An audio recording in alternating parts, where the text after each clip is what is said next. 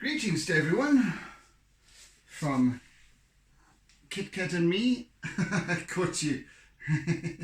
Hey, buddy. There you go. Right.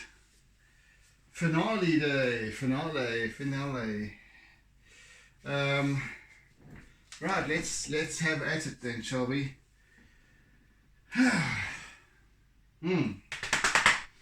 Where do I begin?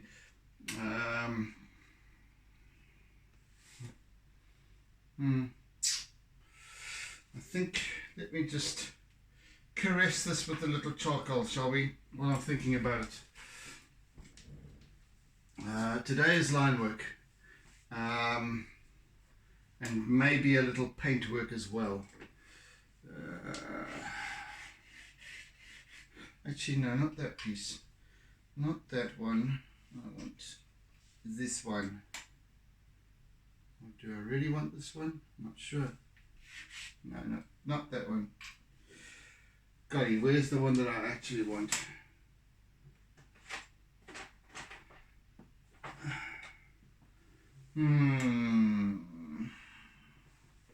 Come hither. Reveal yourself.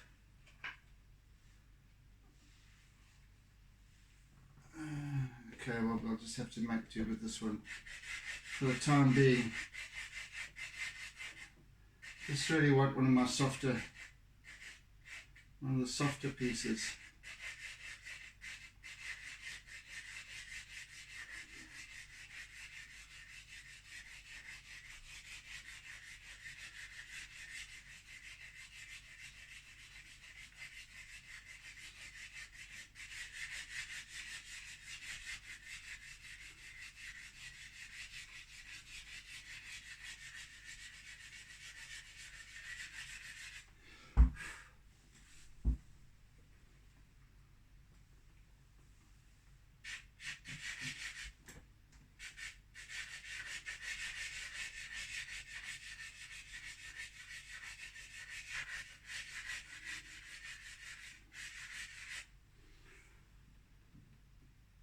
And as I was explaining to someone yesterday on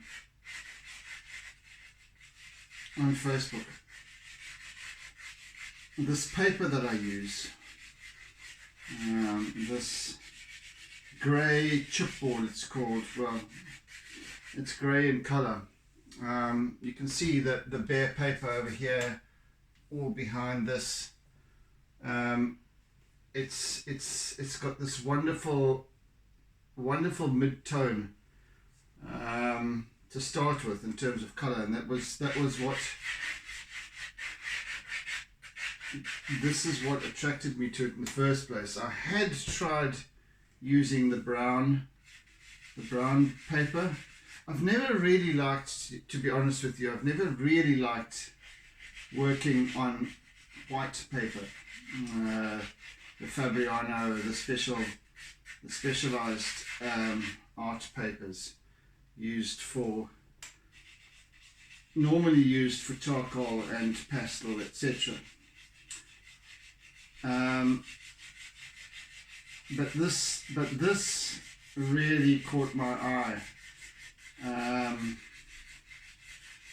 And the beginning, at first I had bought one sheet this size. It's a standard flat sheet size that printers purchase and then cut it down to size. And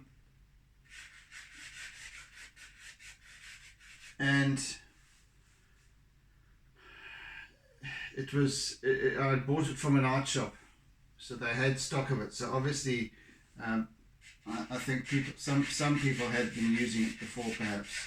I don't know. Maybe it was used for something else. But it was expensive. So I purchased this piece. I worked on it. I loved working on it. It's thick. It's very thick. It's thicker than a business card. Substantially thicker than a business card. So if you could get that kind of idea. And then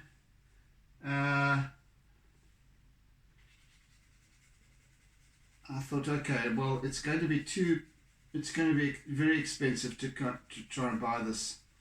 It's well as expensive as the art paper, as the imported art paper. So I thought, okay, well, I'm sure that with my background in advertising and what have you, I used to work a great deal with printers, paper suppliers when we used to get samples and to mock up work and so on and so forth. And I knew that obviously the paper merchants have got everything. So I went off to a place called Antalis. It's changed its name now, and I can't think of it right now.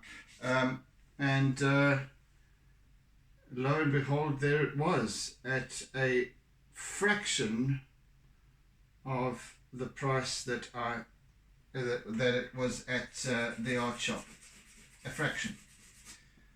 And so I've been buying it ever since. It works really, really well with it's got such a wonderful texture that I love. If you can imagine a shoebox, and you open the shoebox and inside it's grey, it's that kind of stuff. Simple, plain, honest paper, and you would never imagine it would be used for this purpose, kind of thing. Except it's not the ones which are like that are white on the one side and grey on the other. It's grey. It's just grey paper. But it's obviously heavy, thick, quality stock.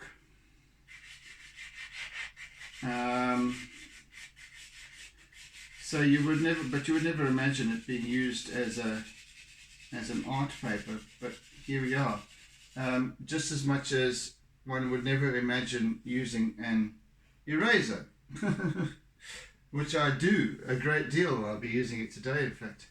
And as you all know, I use it to great effect. I love it. Love, love, love. So,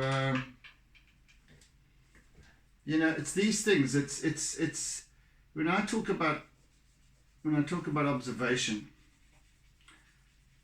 and this is exactly what I mean. It's when, in order for possibilities to arise, to come into being, to present themselves, one has to be very, very open and accepting of possibility. Go figure.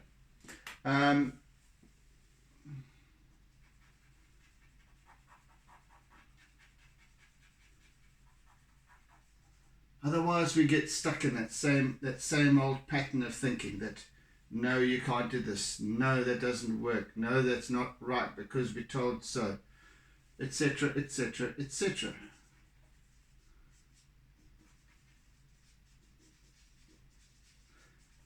And it applies to so many things in life, I believe. For example, yesterday I came across an article. Now today we can get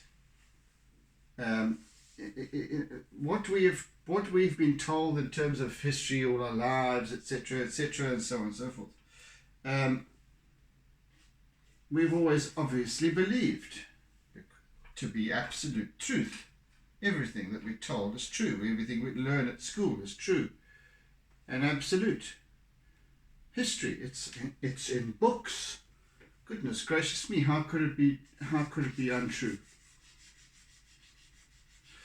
I came across this article yesterday. And look, again, believe it or not, type of thing, and this article was about a discovery by a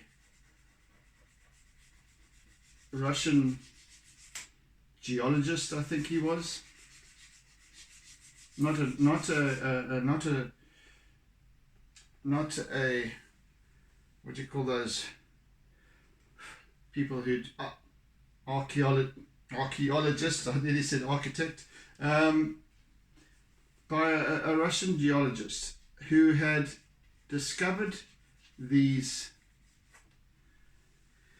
furrows in stone, in a stone, a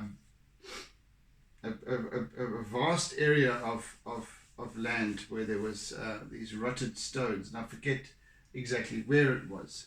But these these ruts were tracks, and they're crisscrossed in places, and you could see some were deeper than others, etc. You could see where the vehicles had been there. Okay, huge, big, deep tracks, not formed naturally by shifting plates and all that sort of thing. These were tracks.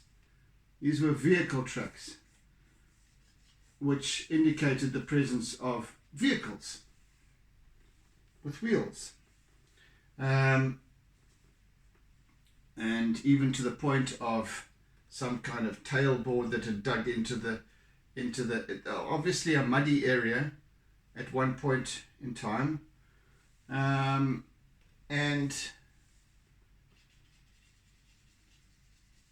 that had been used as a thoroughfare of sorts, a crossing. Perhaps it was a riverbed of sorts, I don't know. The point is that these tracks were 14 million years old. Do you see where I'm going to?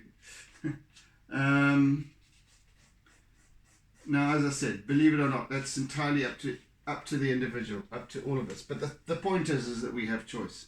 We have choice whether we wish to believe it or not. Whether we wish, if we don't believe, well, that's okay, but at least we consider. We can be discerning in our choice. So we can weigh up the evidence and go, well, yeah, I believe it, or no, I don't.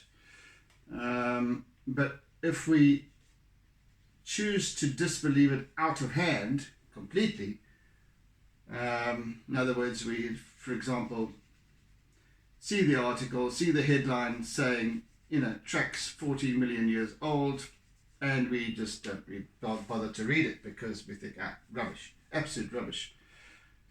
I know the truth. The truth is what was in the history books, is that we are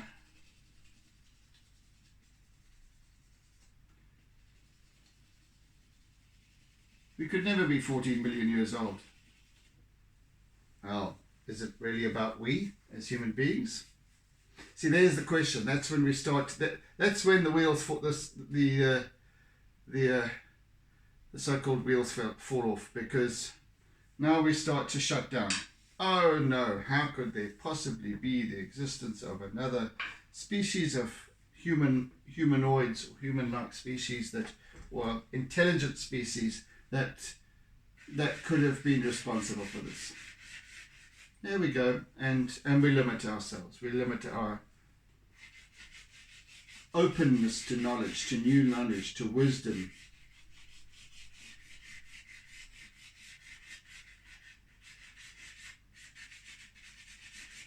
Anyway, I was talking about paper, not origins of mankind.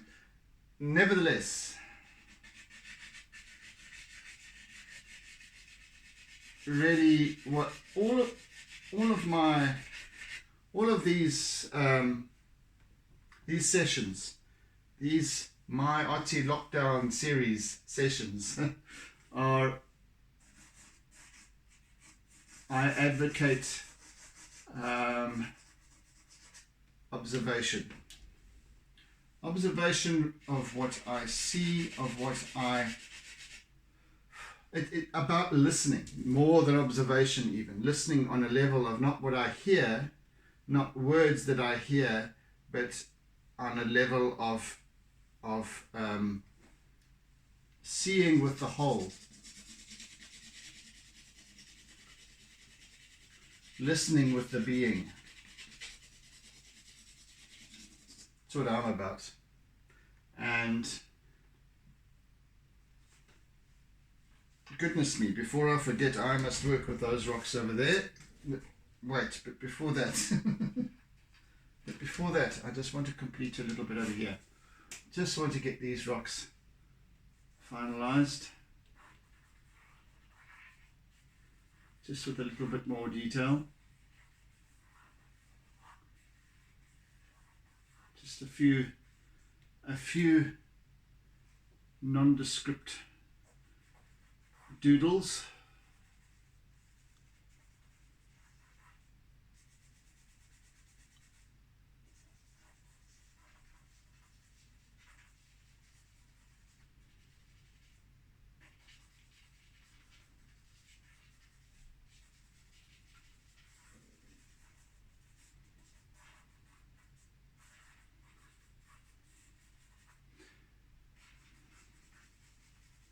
You see, simply put, if I didn't believe in possibility, then I wouldn't have got to this point of actually doing my art every single weekday, churning out all of these new pieces, growing my skills, etc., etc. Had I not believed in myself and that I could actually do it, I wouldn't have started these sessions on Facebook Live as I had originally, before I moved over to YouTube. I wouldn't have co-authored a book called She Said, He Said about life with Kari, with my friend Kari in Norway, because I never ever would have seen myself as being able to do so, to being able to write. Goodness, I didn't do that well at school that I thought of myself as a writer. I mean, who am I to think so?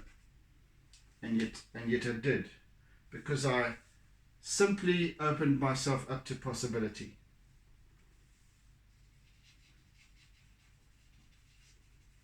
And we can sift through our entire lives, all of the experiences that we've had in our lives, and isolate those times, those moments when we allowed for possibility that got us somewhere. And that if we had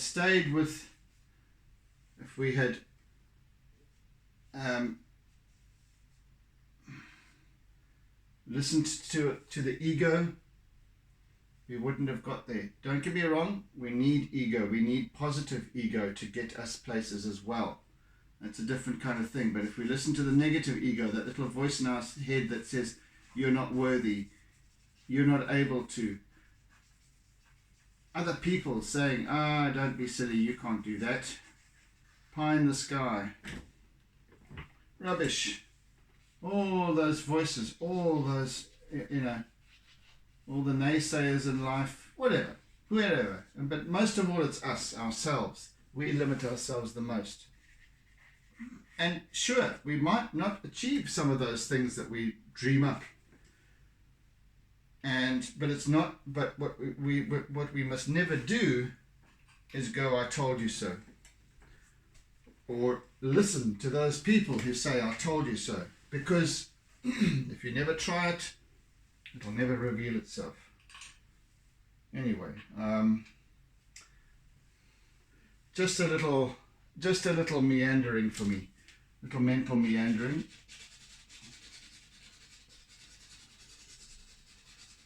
I just want to, I want to keep these rocks fairly simple in their appearance.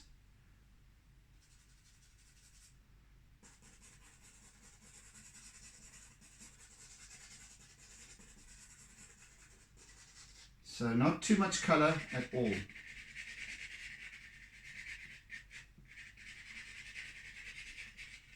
fact, this paper is the color of putty. It's got that lovely soft grey that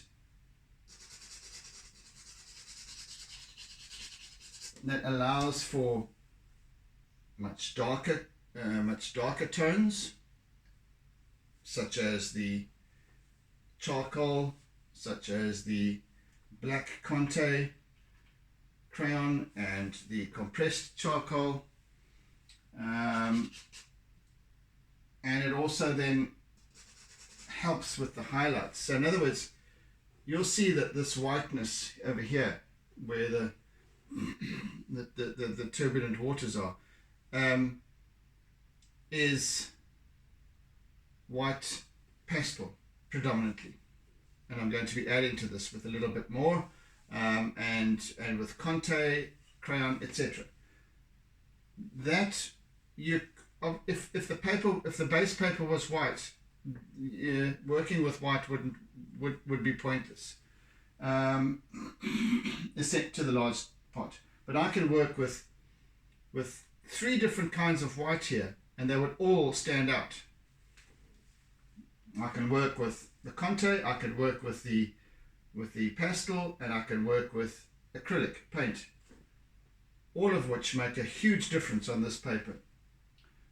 And that's why to have this basis from which to work is wonderful. Not necessarily to everybody's choice. This is why I'm saying that this is absolutely a choice. It works for me. Doesn't necessarily mean that it has to work for anybody else. I merely offer perspectives. Just like, well, we could have had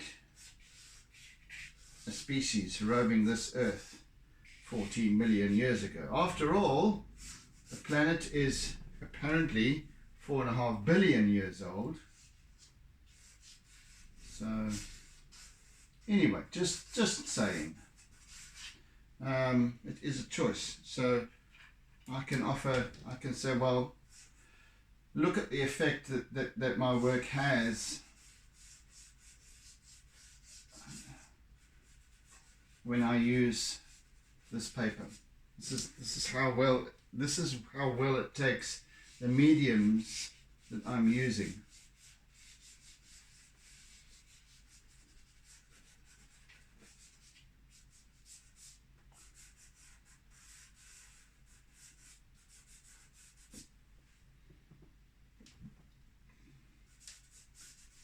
Again, just a hint of color on these rocks.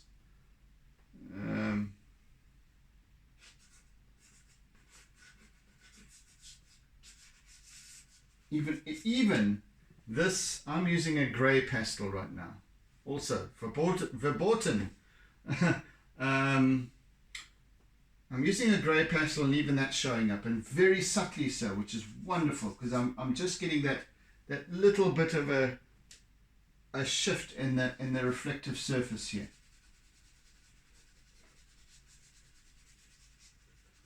It just gives me those subtle changes of the facets of the rocks.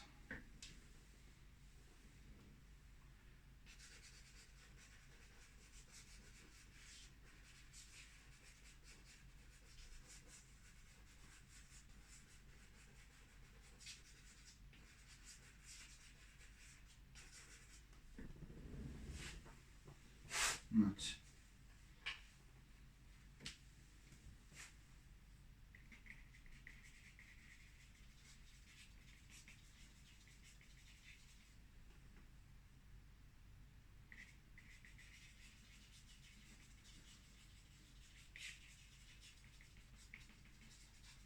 Everything in life is about observation. Everything in life is about listening.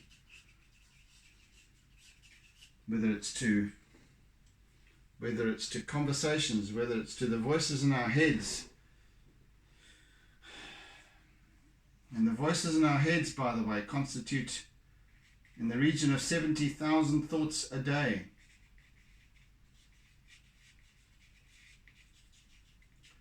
There's another point to ponder.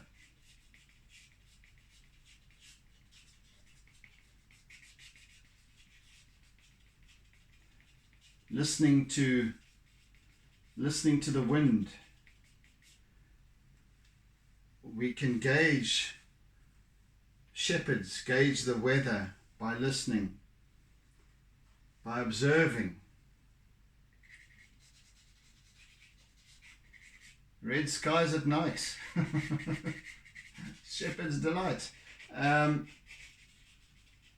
Yeah, why do these people, fishermen, manage to gauge the weather, and they can choose whether they're going to go to put to sea or not, whether they're going to cast their line here or there to catch the right fish. It's observation, and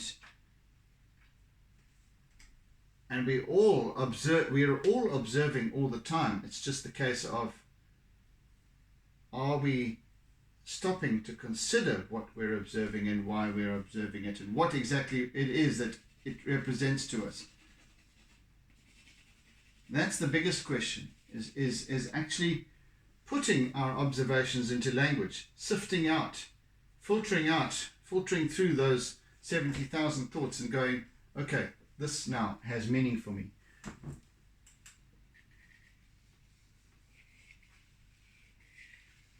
I'm now simply working with line, and I want to simply I want to just work on the topography of this piece with line, just creating some highlights. I'm using my white Conte crayon at this point, so just this spider work of line that kind of brings a highlight here and there, but it creates, line creates form, in my humble opinion.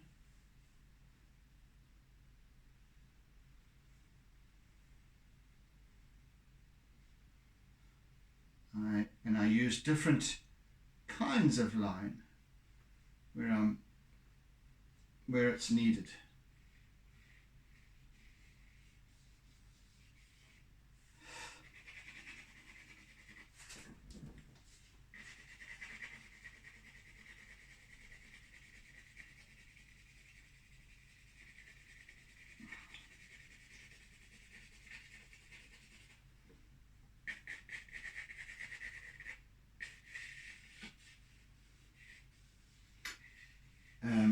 Just as much as I was saying the other day, when I'm working with different colors and so on, shadows, reflections, refractions, I'm feeling what I'm seeing. So I'm interpreting through an energy.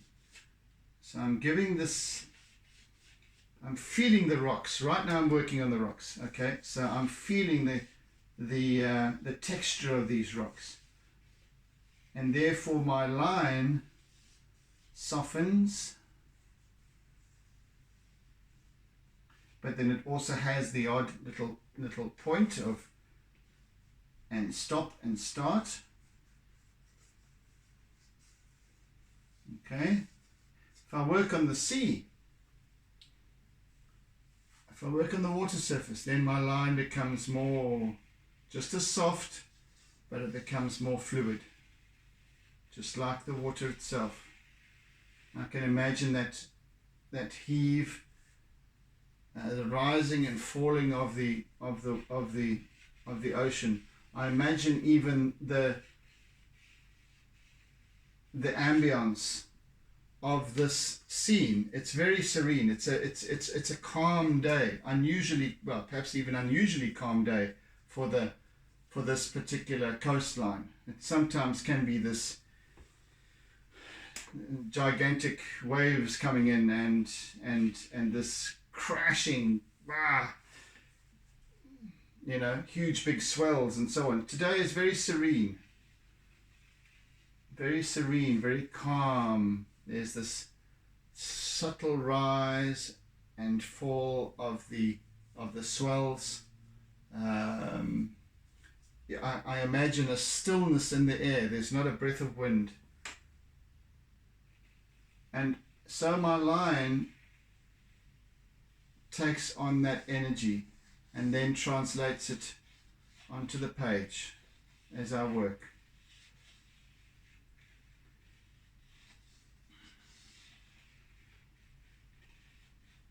And when I work back down here on the wall, now I've got this a different way of feeling it, because I've got this pitted concrete little chips of stone and excuse me, whatever cracks and so on that I am working with. So the line changes. So now I'm starting to turn the little squared off contact crayon on my fingers, and I get a different line, a different energy to the line. So now I'm thinking concrete. I'm thinking weathered old concrete that's been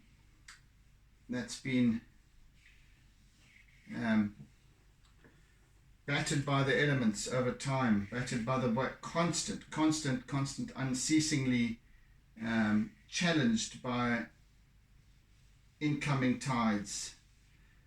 These tidal pools, they're called tidal pools because they rely on the height of the high tide to fill them up. And that's why the walls are a specific height. They're just a little above the high tide mark. Perhaps, in fact, we've got this black over here of the wall, and that's where the high tide mark is.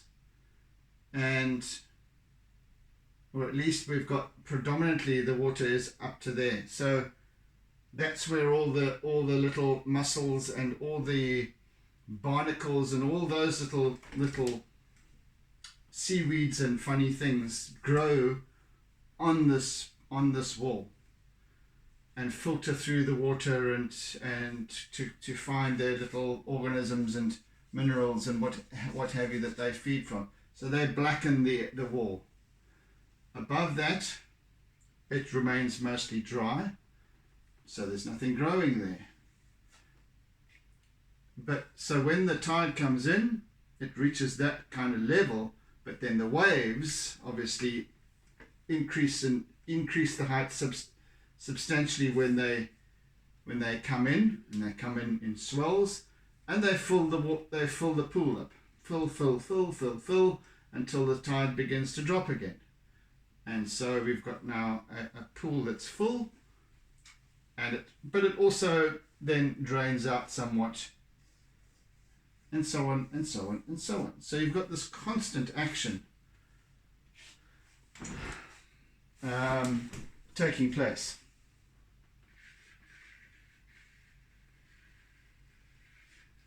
So now I'm feeling the wave, feeling the surface of the wave, the direction of the pull of the surge of the swell as it starts to build and starts to culminate in a little crest over here. Starts to just tinkle at it. But there's a pull. There's a pull. You always find, like at the beach, in the shore break. Well, just where the beach meets the shore break. And so the wave will surge up, and you can be standing 5 meters out into the shallows, and you'll feel the sudden, as the first wave comes through, and as it starts to retract again, so you'll feel this pull behind you, and you start to wedge your feet into the sand, and it undercuts your feet, and you end up you know, with your up to your ankles in the sand. It's that kind of thing. So you've got this pull, this surge. So it's building up until it becomes a wave and crashes and and so on.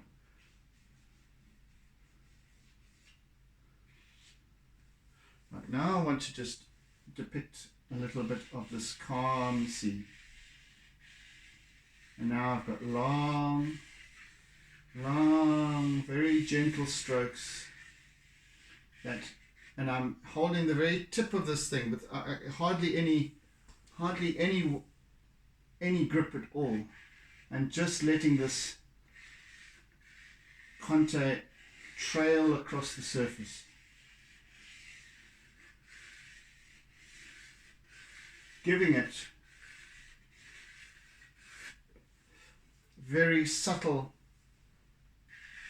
line.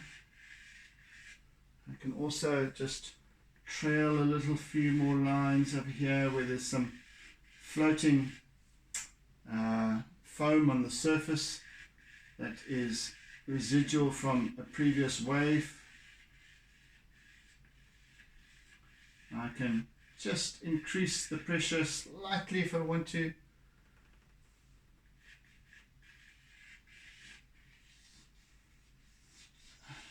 And so it goes. Let's move across here.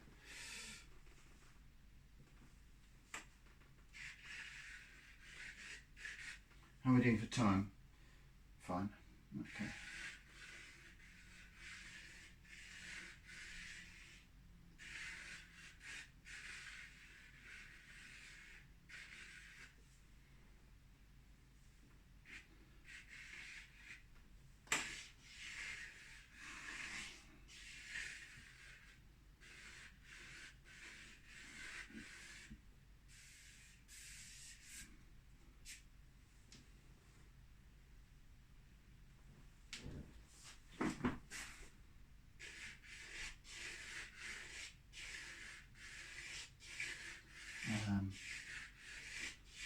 It's a little bit lighter over this side from that side, so I just want to add a little bit more in terms of line, just to lighten the surface over here a little bit more.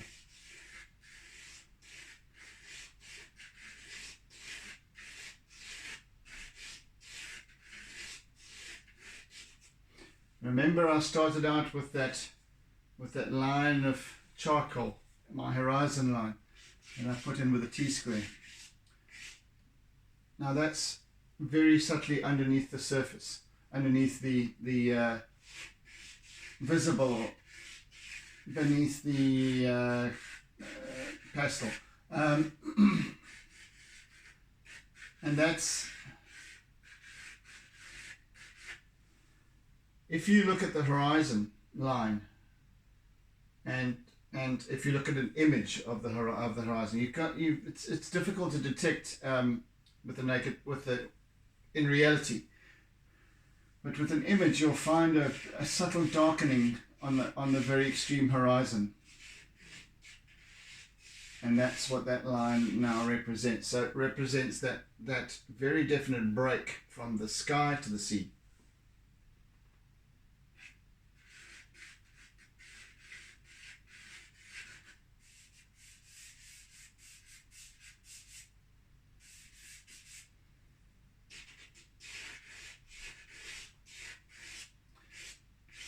So if I was teaching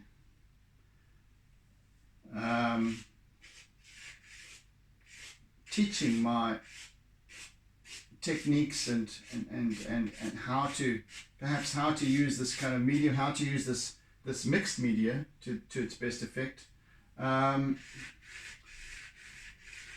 with anyone, whether it's teaching in terms of painting or drawing or whatever it might be, any kind of artwork, I would teach observation first, because with observation comes the composition and all of those wonderful things. those are that are important to establish right from the get-go.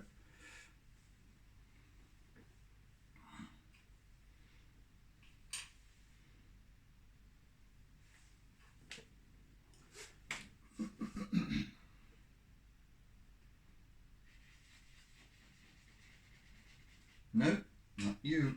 Maybe you. Ah, that's the one I was looking for earlier on.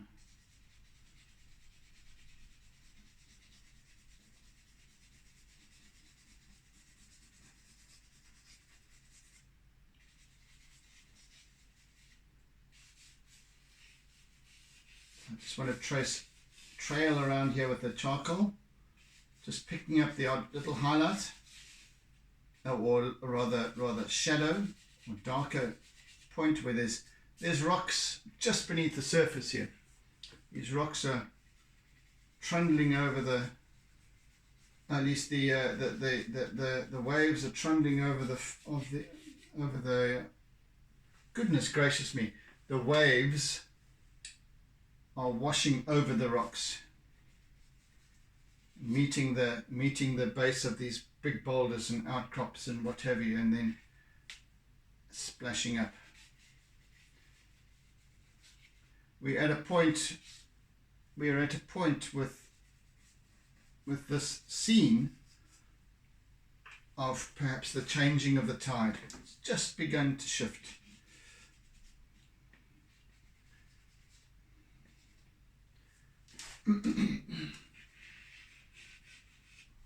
So we have a different, and I've been working with the water behind the waves. Now I'm working with the ocean in front of the waves, so where the waves are kind of breaking. So the next one excuse me, the next one will create itself after this one, and so on, pretty much in the same spot. As the tide begins as the tide reaches more towards high tide, you'll find that the wave sets will start further out, gain more momentum, be larger perhaps.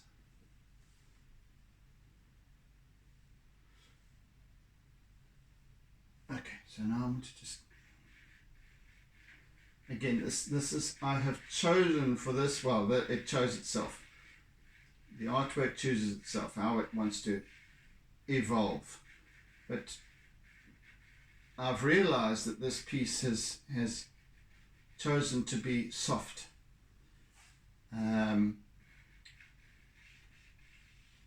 Not bold, bright color, not bold, very blue sky, a very gentle scene. And I am energizing it accordingly. I'm giving it what it needs. Say what you like. My belief, and those of you who are perhaps artists that are watching me will be able to concur that an artwork has an energy. An artwork has a soul, more to the point. Why do these wonderful ancient artists, Michelangelo, Leonardo da Vinci, and why do their works, why does the Mona Lisa, what's so powerful about that particular painting? It's because it has a soul. It has life. Captures the imagination for critics and observers, beholders, for centuries. Why?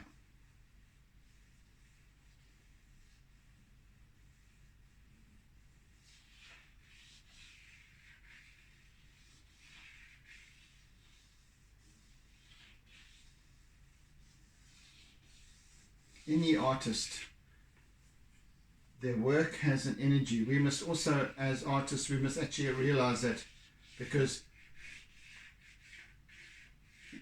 once we do, our work improves immeasurably because it brings character to our work, it brings individualism to our work, it gives us our signature almost. That where our work starts to become more recognizable, hence more sought after, perhaps.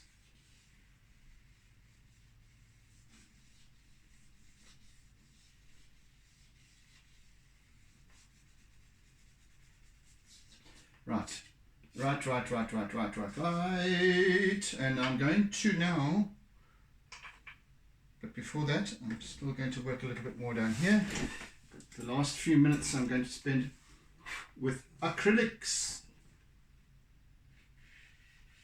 Again, we've got a water surface, so I'm using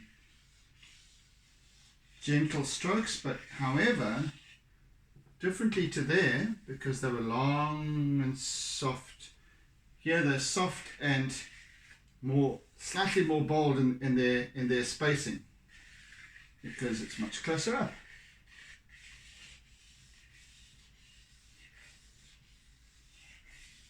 Perhaps the pressure is slightly different as well.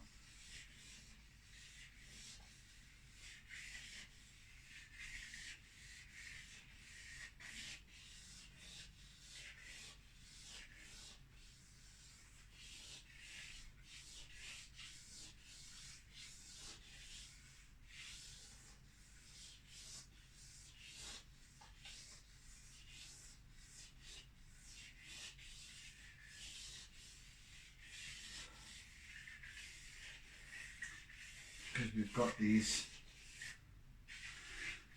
as always with the surface of water, and this is why I love working with water, it's always changing. The facets, the surface is always shifting, moving, always in motion. Even a stagnant pond, the mere breath of a breeze will ruffle the surface, change the light.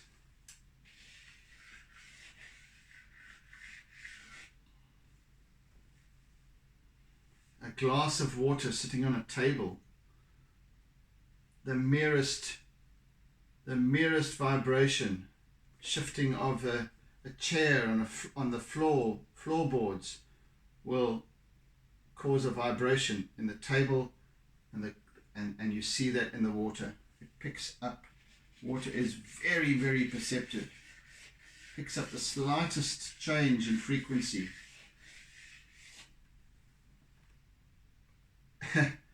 Well, let's not get into Dr. Wasaru Emoto, but we consist of 70% water. Water is energized. Water is life-giving. All of these things. Again, important to observe, important to ponder, because when we start to, the deeper we ponder in the pond, the more we realize how these thoughts can change our lives every day and over time. Right, time for a little bit of acrylic work, shall we? Let me just think about this first quickly. Meantime, yeah.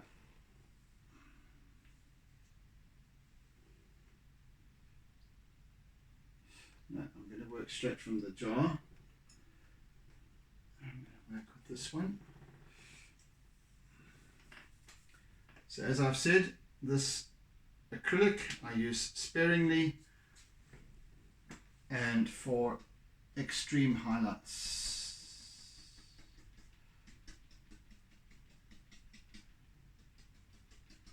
So I'm just using a little bit here in the foreground, and also creates a bit more texture. So now I've got this white paint that will dry, that when it dries is has a bit of a texture to it, which then casts a shadow that gives it that more 3D quality.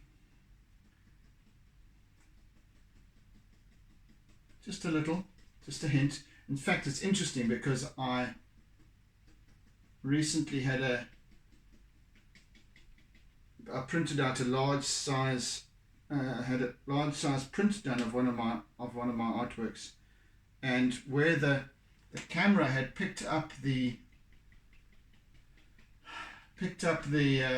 shadow cast by the acrylic work in its resolution, so it was quite a high resolution image, cast a shadow, gave it more texture. The print then captured that texture, which was wonderful, really wonderful. Gave it a whole new feel that was different even from the original piece. It was another seascape, of course. So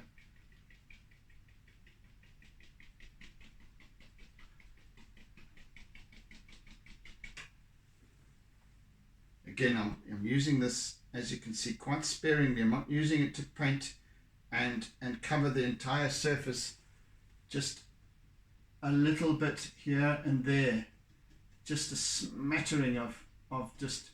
And I've used this old paintbrush that is, it's like a crusty old thing. It's got an uneven end. Its bristles are stiff. It's perfect for the job because it doesn't lay down the paint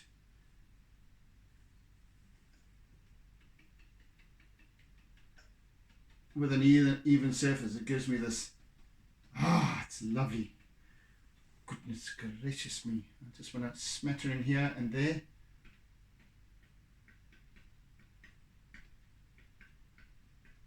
Just as this wave starts to hint at crumbling. It's literally seconds away from crumbling. It will, once it gets to about here is when it breaks, whoosh, and it will.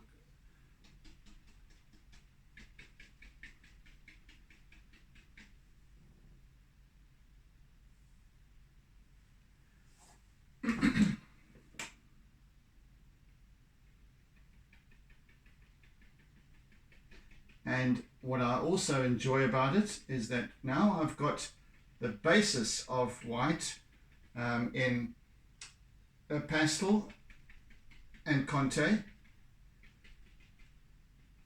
and the paint doesn't like sticking to the Conte, to the pastel. So it captures the areas in between where you can see the base paper showing through. So it sticks to that, attaches itself to that, and so you get this very almost dappled effect, which is lovely as well. It's exactly the effect that I'm looking for. It just brings about that subtle shift in contrast of light and shade. Well, different levels of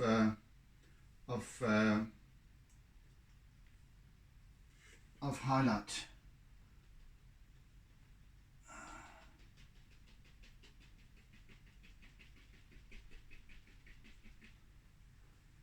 So I've got the Conte, which is it's kind of a dull white, really, because the Conte crayon is quite hard by comparison to pastel, and the pastel gives a nice a fairly bright white, but you can only see that when you add the acrylic, because the acrylic then becomes very white, and so then you can see the different levels, and again it creates more form. And I don't want too much there.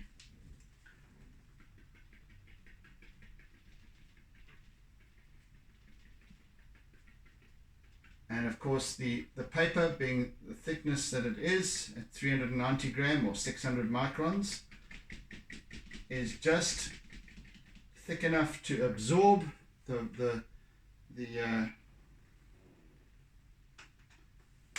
moisture in the paint. So it's in certain circumstances it might buckle a little bit, but then it settles down as it dries, which is absolutely perfect.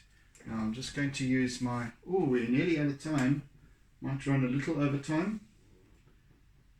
Well, I've become accustomed to running over time this week, haven't I? I just want a dollop of that now, and my trusty old, where's that little piece of,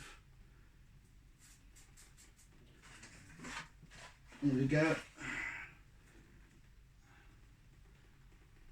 I want to add some splatter, just a hint of spray here and there. Let's go with here for now. Let's go for over there. Now I'm using the card, number one, to stop it from anything from dribbling, but also to protect the areas that I don't want it to actually go. So I want a hint of splatter over here, but I mean, I really just the faintest of hints as the wave hits. As the wave hits the base of the rocks over there.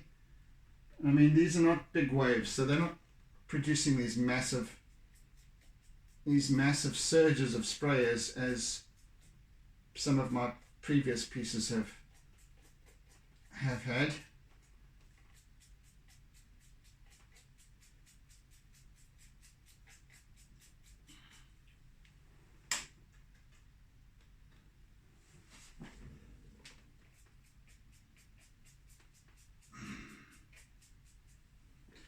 I do want to create a little bit more action over here, and I'm going to just get some more.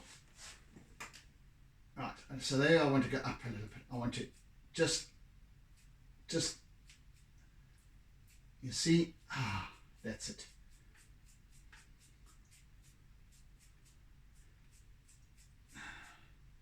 Just come away from the page a little bit so I'll get that fine spray. Just a little bit more of that, and then we're done.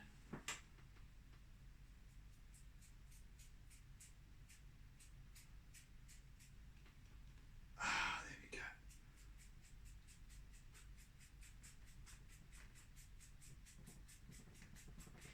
And what this also does is it leaves a nice texture. That's just a nice texture that will also now pick up the pastel really well, where I can go over it a little bit, and I shall once it's, but that's enough of that. It's enough of the acrylic. It's almost subtle enough to not be there, but it is there because it's white. Let me just wipe my fingeroos.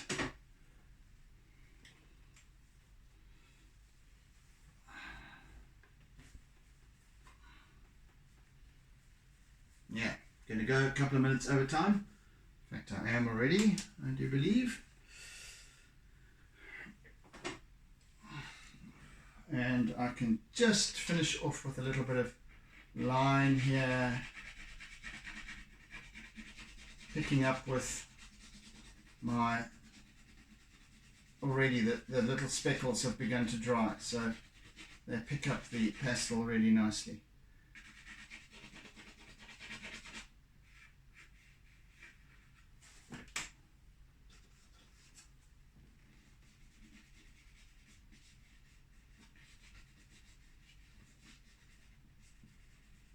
In fact, they almost make the pastel whiter than what it was before, so which is lovely. Right, I'm done, peoples. Let me have a little squiz from back here.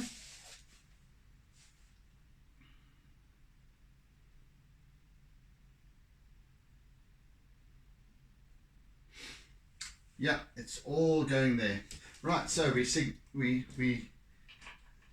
sign down here. Sign with my little Conte black. Oh, jeez. Goodness gracious me. Right.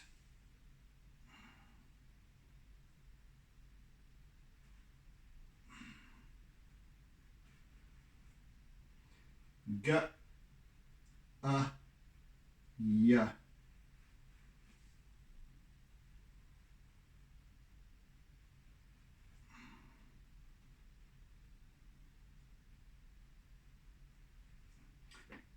20, 21. Done. Right. And that is it, folks. That is it. I had originally intended to put some cloud in over there, but I think to keep the simplicity of form and composition, I chose to leave it out. I think it's great as it is, with just a hint of speckled spray over there. That's enough. It's enough. So there we have it. Anywho, yeah, thank you for joining me this week, people. I really do appreciate it. Thank you for all your wonderful comments and your encouragement and support and sharing and caring and what have you. So, right, something different next week though, hey? And I'm not going to tell you what it is yet, but I've been pondering something different once again. And I'm looking forward to that already. I'm still gathering my thoughts on that one, but by and large, we have a nice, interesting shift coming up next week for our next series. So yes, have a fantastic weekend further. Oodles and oodles and doodles of toodle doodles. Thank you for joining me this week, people, and do tune in again to the tube next week. Yeah, so have a fantastic one. Take care, be good, be safe, be kind, and see you again soon. Bye.